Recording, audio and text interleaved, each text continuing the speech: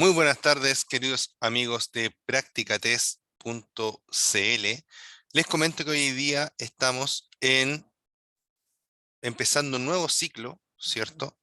De estas clases de conducción o de consejos para conducir, ¿cierto? La motocicleta y también consejos sobre motocicleta. Ya, espero que a todos les sirva. Recuerden que la idea, ¿cierto? Es que estas clases también los ayuden a prepararse para su examen municipal. Ya de aquí de los temarios, ¿cierto? Que tenemos disponible para ustedes en Práctica Test, tenemos mucha información que se puede traducir en alguna pregunta que les pueda tocar a ustedes cuando vayan a rendir su prueba municipal. ¿Ya? Entonces, tema 2 dice funcionamiento de la motocicleta. Dice, en esta unidad aprenderemos, ¿cierto? El funcionamiento de una motocicleta en su interior, hablando del motor, el chasis y el resto de sistemas que la hacen funcionar. También trataremos cómo realizar un buen mantenimiento de ruedas, neumáticos, frenos y espejos, y cómo las fuerzas físicas inciden a la hora de manejar una motocicleta.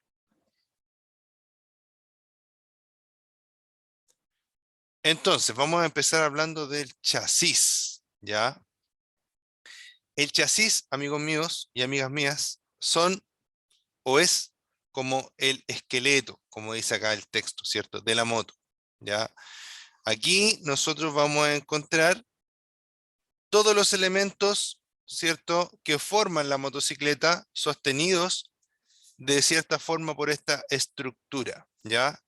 Esta estructura de acá, que comúnmente es de acero, ¿cierto?, es nuestro famoso chasis, ¿ya?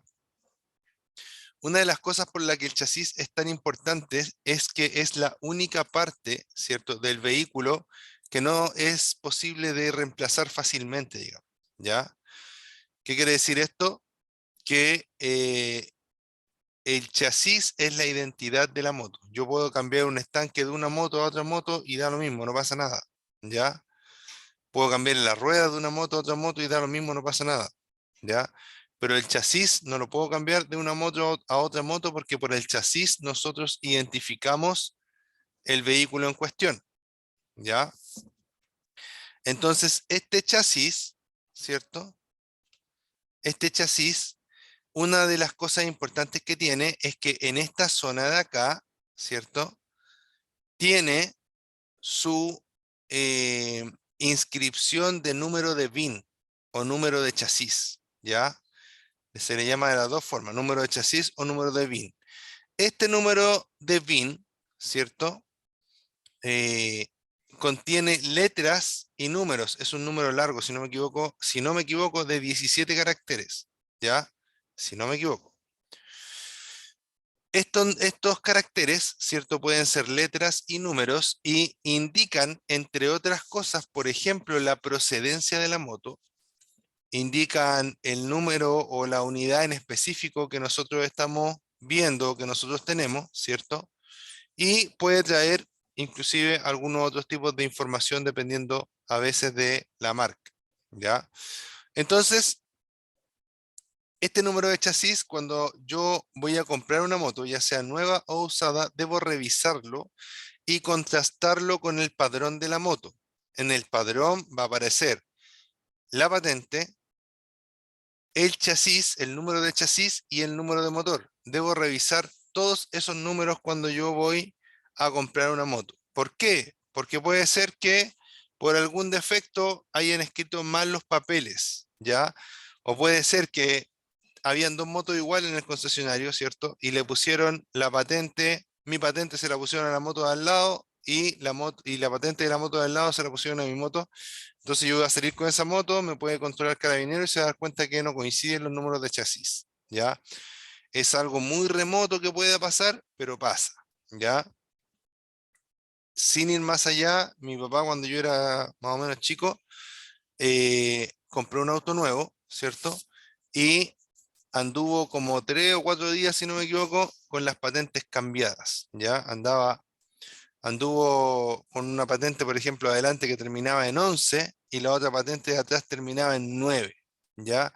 Entonces, ¿qué pasó? Ese mismo día entregaron dos autos iguales al de mi papá y se confundieron cuando mezclaron las patentes, ¿ya? Entonces, solamente una patente le correspondía a mi papá y la otra patente le correspondía a otro auto, ¿ya? Dio la coincidencia que el otro auto también era de cerca de mi casa. Entonces, en esos días anduvieron los dos autos, cada uno con una patente, ¿cierto? Distinta, la de adelante que la de atrás. Gracias a Dios no pasó nada malo, sino que tuvimos que volver, ¿cierto? Ese auto y volver nosotros al concesionario para poder efectuar el cambio de las patentes y dejarlas nuevamente en orden. Pero, ¿cierto? Gracias a Dios no nos controló un carabinero o algo así, ¿cierto? Porque ahí a lo mejor habría cambiado un poco el tema. Por eso es importante que nosotros revisemos los números identificatorios de los vehículos en los cuales nos movemos, ¿ya? Revisar número identificatorio, VIN o chasis, que es lo mismo de nuestra moto cuando la compramos. Y si vamos a comprar una moto usada, ¿cuánto mayor tiene que ser esta preocupación? ¿Por qué? Porque la moto usada puede venir adulterada, ¿cierto? Le pueden haber borrado el número de chasis, le pueden haber escrito otro número de chasis, em, etcétera. Ya el número de chasis siempre debe estar inscrito de forma legible y, por decirlo así, perfecta. Ya tiene que estar uniformemente escrito. No pueden haber, por ejemplo, números más grandes y números más chicos, letras más grandes y letras más chicas. Ya la separación entre letras también tiene que ser uniforme, ¿ya? ¿A qué me refiero con esto? Cuando lo hacen en la fábrica, ya probablemente lo hacen con una máquina, ¿cierto? Especializada para eso y siempre les va a quedar bien decente, por decirlo así, ¿ya? Pero si lo hace una persona que tomó un galletero, ¿cierto? Y trató de borrar el número porque quería ocultar la identidad de esa motocicleta y darle otra identidad, probablemente no va a poder ser tan prolijo, ¿ya? Entonces, ojo con ello cuando, sobre todo cuando vayan a comprar motos, ¿cierto? Usadas. Para los dos casos es importante hacerlo, pero sobre todo para las motocicletas usadas, ¿ya? Entonces, en este chasis, que es el cuerpo de mi motocicleta o el esqueleto de mi motocicleta, voy a encontrar en esta zona el estanque, en esta zona de acá voy a encontrar el asiento, el motor, rueda trasera, ¿cierto? Y rueda delantera en esta zona. Además de eso, voy a encontrar, ¿cierto? Que aquí en el cabezal de dirección me voy a unir con la suspensión delantera, ya que normalmente es telescópica y puede ser una telescópica normal, tradicional o una telescópica invertida, ¿ya? Aquí hay distintos tipos de chasis, ¿ya? Para que ustedes le echen un ojito a este video que está bien interesante.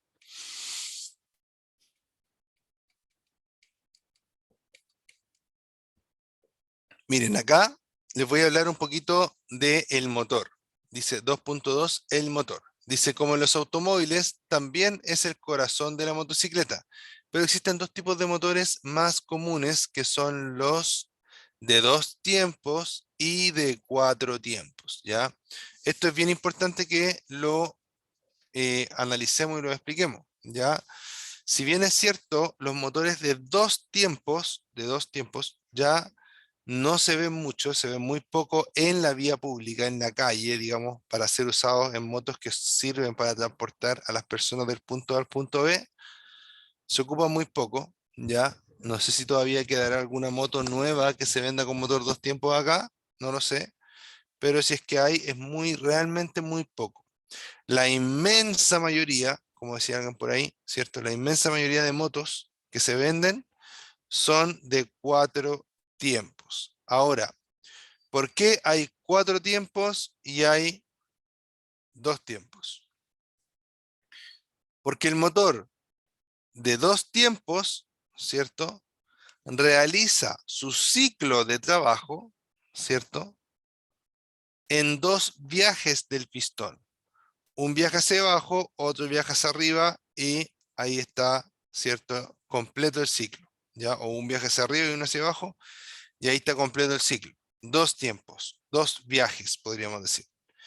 En cambio, en el motor de 4 tiempos tenemos que el motor, ¿cierto? Sube, baja, sube para recién tener un trabajo.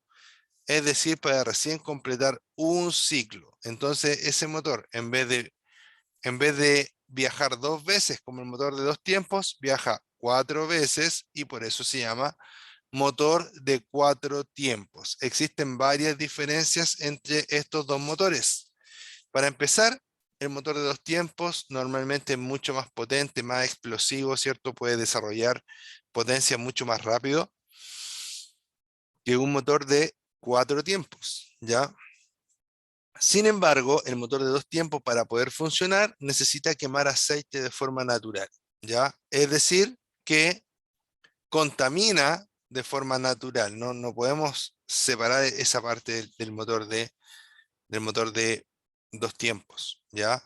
Tiene algunas ventajas, inclusive es más sencillo, tiene menos piezas móviles, etcétera, pero, pero contamina más y nosotros lo que más nos importa en este momento es contaminar más o contaminar menos.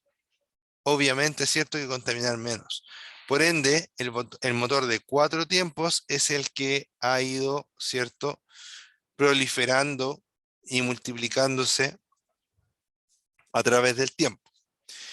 Este motor de 4 tiempos posee válvulas, ¿ya? El motor de 2 tiempos no posee válvulas, posee lumbreras, ¿ya? El motor de 4 tiempos, su aceite, el aceite que está en el motor para lubricar las piezas móviles del mismo, está totalmente separado del combustible. En cambio, en el motor de 2 tiempos, el aceite y el combustible se deben mezclar. ¿Para qué? Para que a la vez que se va quemando, ¿cierto? Esta mezcla también vaya lubricando el motor y obviamente dure un poco más.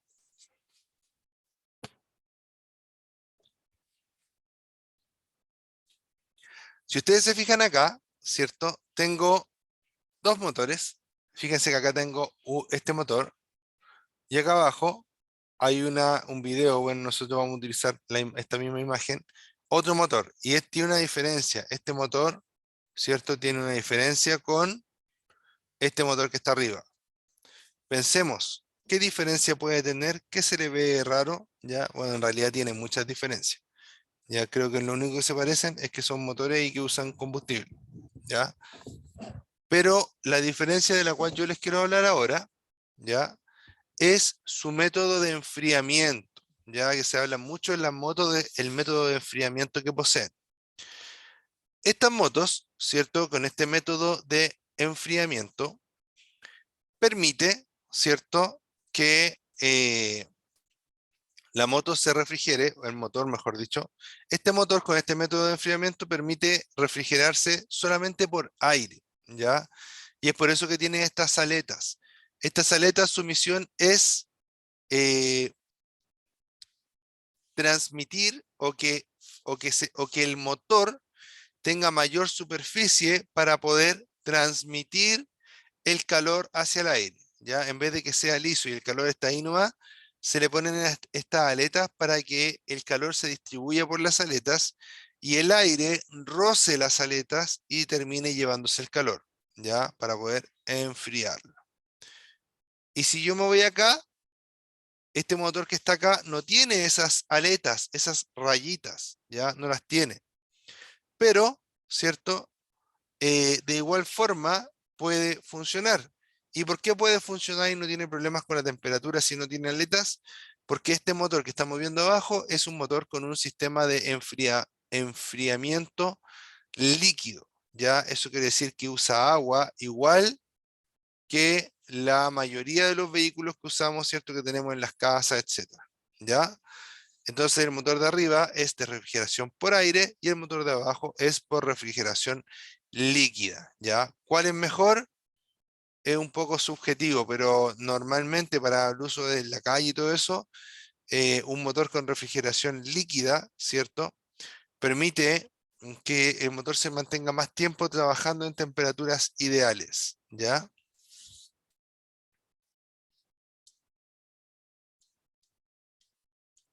Luego hay un punto que habla del sistema de lubricación. Dice, en los motores de 4 tiempos tiene un sistema de lubricación independiente. Una bomba de aceite envía el aceite a presión a los diferentes puntos del motor para disminuir la fricción, refrigerar el motor y evitar el desgaste de las partes móviles del motor. Siempre controle el aceite con las pautas del fabricante. En un motor de 2 tiempos, el combustible se mezcla con el aceite para su funcionamiento. Ya hablamos del tema del aceite en los motores de 2 tiempos y ahora vamos a hablar del aceite en los motores de 4 tiempos, ¿ya? En los motores de 4 tiempos, ahí vamos a tener válvulas, ¿cierto? Vamos a tener muelles y vamos a tener el aceite en un reservorio, ¿cierto? O en un espacio solo para el aceite, ¿ya? Entonces eso significa que desde ese lugar, que va a ser la parte más baja del motor, conocida comúnmente como cárter, ¿cierto? Voy a tener que el aceite va a ser succionado a través de una bomba, ¿cierto? Y esa bomba lo va a enviar a presión por las distintas galerías, ¿ya? Galerías se le llama a una, como una tubería, ¿cierto? Que está tallada en el metal por dentro del motor, ¿ya? Entonces, esta galería o esta tubería lleva normalmente el aceite a presión al punto más alto, ¿ya? En este caso, ahí se ve cómo está lubricando, ¿cierto? Los balancines y las válvulas, ¿cierto? La parte superior de las válvulas. Entonces, el motor va lubricando, va saliendo por todos los hitos que necesita salir para poder lubricar lo mejor posible. También voy a tener una conexión directa normalmente con el cigüeñal y el cigüeñal internamente, perdón, y el cigüeñal internamente, ¿cierto? Va a actuar también como una cañería y se va a lubricar de adentro hacia afuera, ¿ya? ¿Para qué? Para lograr que la lubricación evite el desgaste, ¿ya? La lubricación funciona de la siguiente forma. Yo tengo dos superficies metálicas, ¿cierto? Tengo dos superficies metálicas, desaparezco de la cámara. Tengo aquí que van a rozar, ¿cierto? Y como están rozando, si ustedes se fijan, si yo hago esto con mis manos, se escucha un ruido, ¿ya? Ese ruido es porque podríamos decir que las manos tienen porosidades, ¿ya? Y las porosidades van chocando entre sí, van produciendo ruido, van produciendo fricción, ¿ya? Lo mismo pasa con los metales. Aunque yo tome un metal y a simple vista lo vea liso, liso, liso, liso, como un espejo, si lo miro en un microscopio lo suficientemente potente, me voy a dar cuenta que la superficie tiene rugosidades, ¿ya? Y siempre va a tener rugosidades. Al tener siempre rugosidades, lo que pasa es que empieza a chocar, ¿cierto? Esas pequeñas crestas chocan entre sí, las de acá con las de acá, y van generando desgaste, desgaste, desgaste, desgaste, ¿ya? Y eso es lo que nosotros vemos en forma como de metal molido cuando le sacamos o le hacemos cambio de aceite a un vehículo, ¿ya? Entonces, en este caso, ¿cierto? En este caso, la lubricación, ¿ya? Lo que hace es rellenar esas pequeñas crestas. Y de esta forma hace que el motor, en vez de chocar, se deslice suavemente, ¿cierto? En el aceite, ¿ya? Esta explicación es un poquito, quizá un poquito avanzada, un poquito, ¿ya? Para lo que nosotros pretendemos con esta clase, ¿ya? Pero ¿a dónde quiero llegar yo con eso? Quiero llegar a que el aceite en tu moto es primordial, ¿ya? Y además, una moto puede usar, no sé, 1 litro de aceite en algunas motos. Yo he tenido motos, varias motos 250 centímetros cúbicos y utilizan 1 litro de aceite, o 1 litro 100, o 1 litro 200, o 900 gramos, motos más chicas inclusive, o sea, 900 cc, ¿ya? Entonces, ¿a dónde quiero ir con esto? Es bastante barato hacerle un cambio de aceite a una moto, ¿ya? Si el cambio de aceite me sale, no sé, con un aceite barato me sale 10.000 pesos, pongámosle, y con un aceite caro me sale 20.000 pesos, la diferencia solo van a ser 10.000 pesos, ¿ya? Pero la protección del motor va a ser superior y desde mi punto de vista vale la pena y es súper pagable, ¿ya? En una moto de estas cilindradas. ¿Por qué? Porque usa poco aceite, ¿ya? Entonces, ojo, ojo, ojo, ojo con ello. Cuando estemos comprando aceite, vámonos por un aceite que sepamos que es de buena calidad y no cualquier cosa, ¿ya?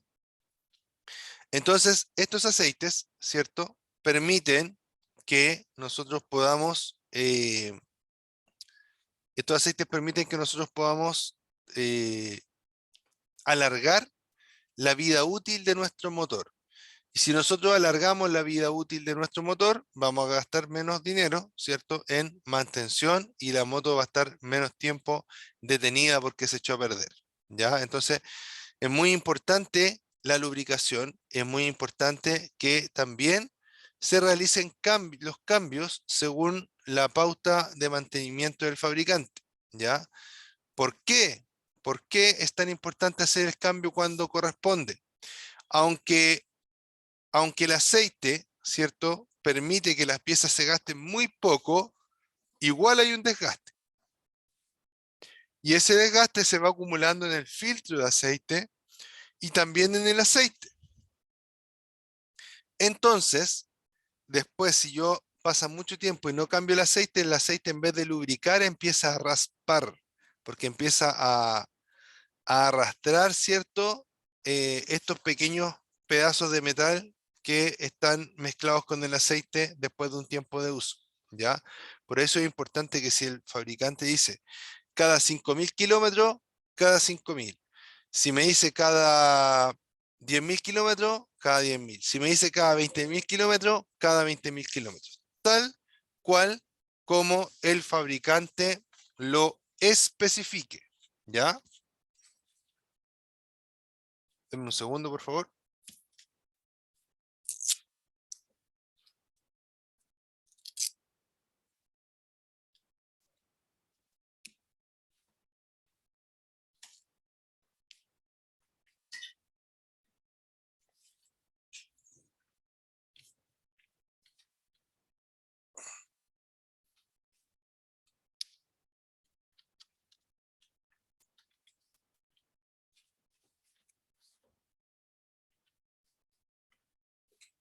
Ahora sí, está quedando sin energía. Ya, entonces es súper importante que nosotros realicemos nuestras mantenciones cuando el fabricante lo especifique. Si es necesario cambiar el filtro cada mantención, se debe cambiar el filtro cada mantención porque el filtro es como un colador, ¿ya? ¿Qué pasa si yo estoy haciendo limonada y quiero colar el limón, ¿cierto? Y le voy echando más limón encima, más limón encima. Al principio el jugo pasa de una para abajo, ¿cierto? No hay ningún problema. Pero después, si yo no limpio el colador, se empieza a tapar y el jugo empieza a quedar arriba del colador y no pasa para abajo con facilidad. Y hay que tener una cuchara, ¿cierto? Y moverlo ahí para que empiece a pasar el jugo para abajo. Lo mismo pasa en tu motor. Si tú no le cambias el filtro de aceite, va a empezar a generar un taco ahí, ¿ya? Y el aceite ya no va a pasar con la misma facilidad de un lado del filtro hacia el otro lado del filtro. Por eso yo te digo que debes preocuparte, ¿cierto? Muchísimo de tu filtro de combustible, ¿ya?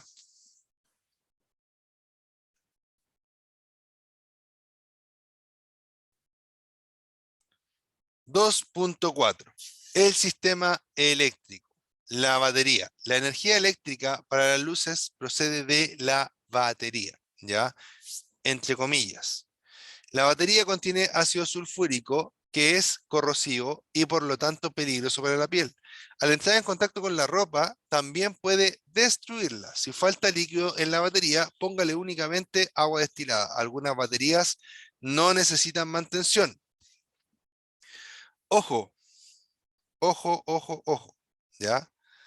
Si bien es cierto, la energía eléctrica puede provenir de la batería, pero la batería es cargada a su vez por el magneto, ¿ya? Que es una especie de alternador como el que tienen los autos, pero que está situado en las motos y que también genera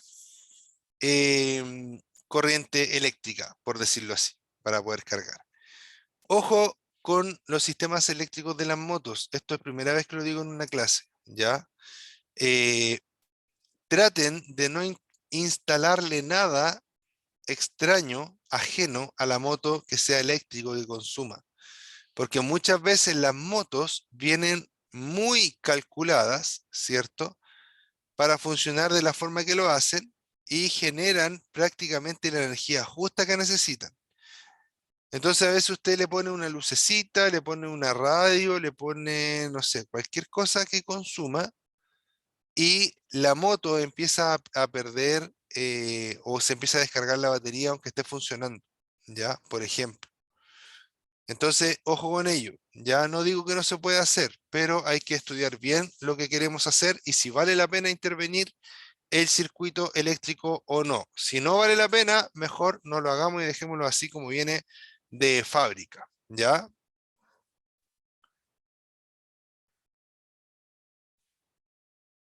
Recuerden entonces que las baterías pueden contener ácido sulfúrico, ¿ya? Y el ácido sulfúrico puede quemar o irritar la piel y puede dañar también las prendas de ropa. Dice, si falta líquido en la batería, póngale únicamente agua destilada. Algunas baterías no necesitan mantención. Luego habla de los fusibles, ¿ya? Esta parte es súper importante de la clase, ¿ya? Me interesa que esta parte se la sepan de memoria, se la sepan sí o sí y nunca, nunca, nunca se les olvide. En el tema de los fusibles, yo tengo eh, dos tipos de fallas, ¿ya? Tengo una falla eléctrica que es permanente y una falla eléctrica que es esporádica. Cuando tengo una falla, normalmente se me va a quemar un fusible. O sea, en realidad cuando es un cortocircuito, que es lo más peligroso, se me va a quemar un fusible. ¿Por qué? Porque los cortocircuitos generan temperatura. Y como hay temperatura, ¿cierto? Los fusibles son un sistema que corta la alimentación eléctrica cuando hay un exceso de temperatura en el sistema. ¿Ya? La palabra fundible yo la relaciono con fundible, de fundirse, de derretirse con temperatura, ¿ya? Entonces, ¿qué es lo que pasa? Yo tengo un sistema, por ejemplo, y está protegido por un fusible. Ese sistema tiene una falla y el fusible se quema. ¿Qué hacen algunos? Le ponen un fusible nuevo y el fusible se vuelve a quemar, ¿ya? Van y le ponen, en vez de un fusible, le ponen un cable para hacerle un puente, ¿ya? Y que obviamente eso, eso arranque, o sea, eso haga que funcione la moto a la fuerza, ¿ya? Pero eso no está bien, porque si no se quema el fusible, se va a quemar la moto o el cable, ¿ya? Y eso es mucho más caro de reparar, y a veces irreparable, ¿cierto? Que reparar el fusible, ¿ya? Porque si el cable se echa a perder es porque tiene demasiada temperatura e inclusive puede provocar un incendio, ¿ya? Así que ojo con ello, no hagan eso. ¿Qué pasa cuando yo tengo estos dos tipos de falla que les hablaba? Cuando tengo esta falla permanente, se va a pegar un cable positivo con un negativo y van a quedar pegados, se va a quemar el fusible de ese sistema. Usted va a poner el fusible nuevo, como recién le dije, y se va a volver a quemar. Cuando eso pase, usted tiene que revisar la moto o hacerla que alguien que sepa la revise, que busque la falla, la encuentre, que encuentre estos dos cables que están pegados, los separe y de esta forma puedan funcionar, ¿ya? Pueda funcionar bien. Repare la falla, entonces le va a poner después otro fusible y ya no se va a quemar.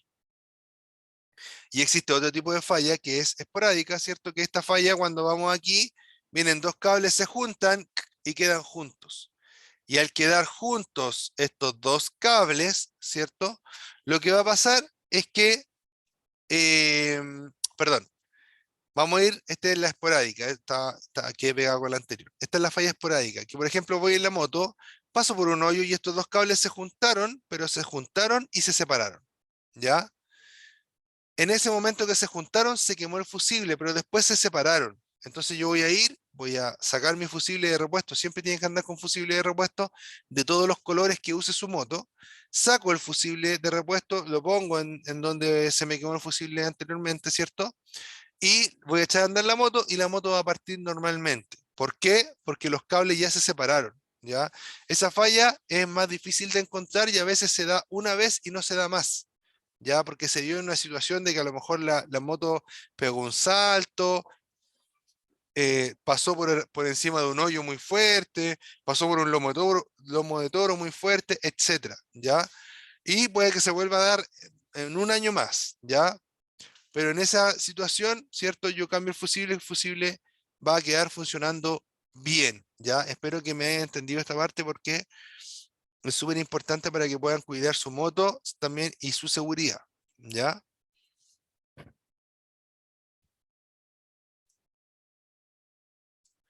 Ya, y por último, vamos a explicar un poquito cómo funciona una llave de paso de combustible.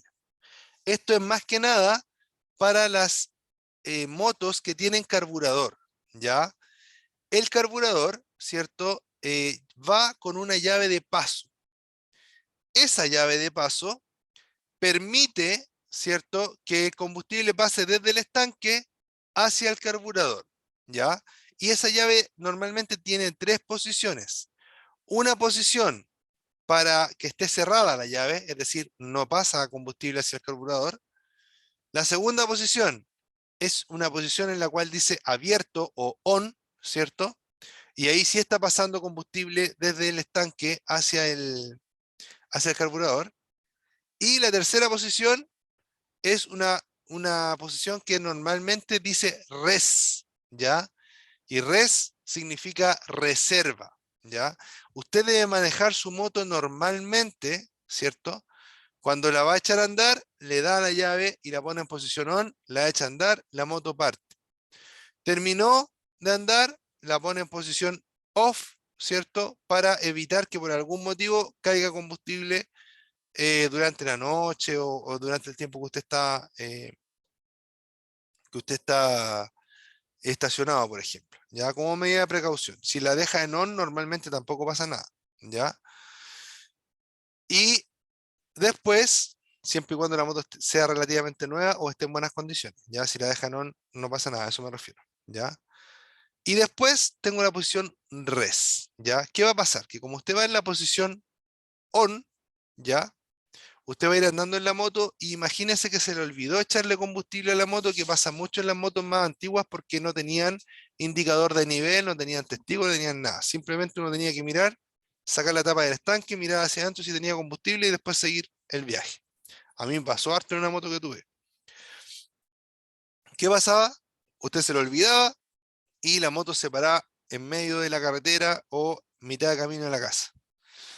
Como usted tiene la posición res todavía, lo único que tiene que hacer es mover la llave de paso de la posición on a la posición res y ahí se va a activar otro paso de combustible y le va a dar una autonomía de unos 15 kilómetros, 10 kilómetros, 5 kilómetros, dependiendo de la moto, ¿ya?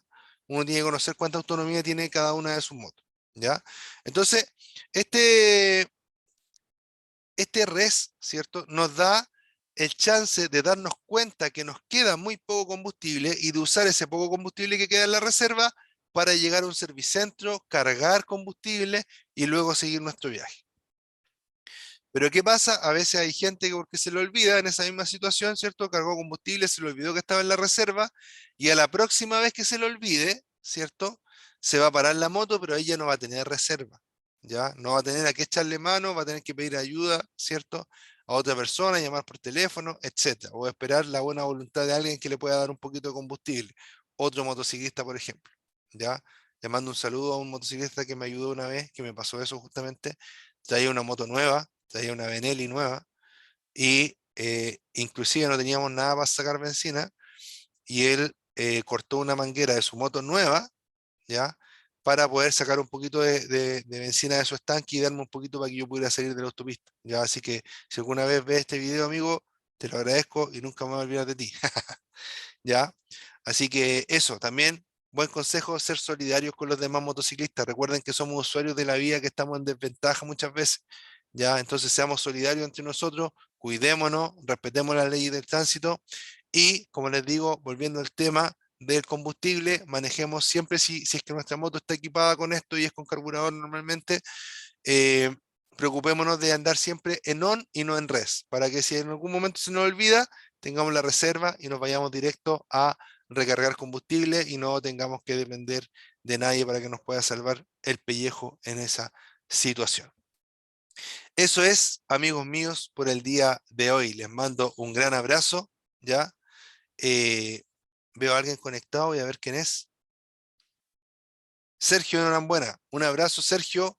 Cuídate mucho, espero que estés muy bien y espero que te haya gustado la clase, ¿ya? Del día de hoy. Nos estamos viendo mañana, ¿ya? En otra clase más. Cuídate, chao, chao.